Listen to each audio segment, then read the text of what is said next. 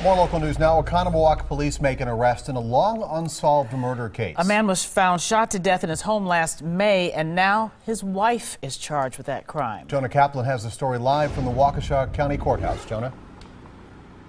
Stephen Carroll, that criminal complaint signed and delivered today. Here it is. It's 9 pages long.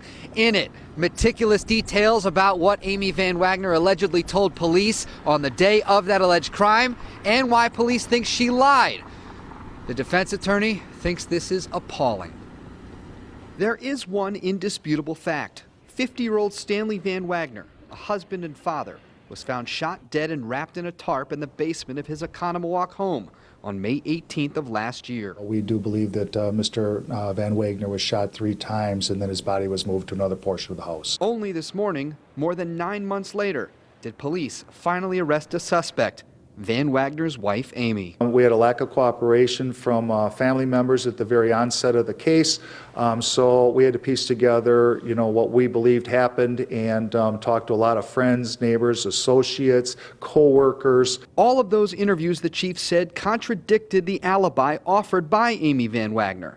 The criminal complaint explains investigators found shell casings of a .380 caliber handgun, the same caliber weapon the Van Wagner family owns, but was never found. We do know for a fact that there was 2 .380s owned. Detectives reported Amy Van Wagner remained silent today when she was arrested and stayed silent through her initial appearance in court this afternoon.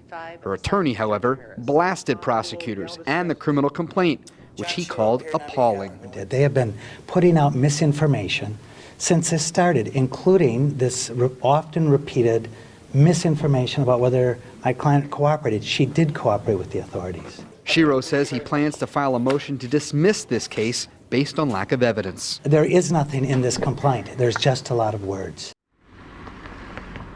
And I read through this several times. There is one glaring omission: the exact time police think that Stanley Van Wagner was actually shot and killed. Amy Van Wagner will be back in court next month for a preliminary hearing. We're live in Waukesha this evening. Jonah Kaplan, today's TMJ4. Jonah, any information about Van Wagner's marriage, any problems or any reports from the past that you know about?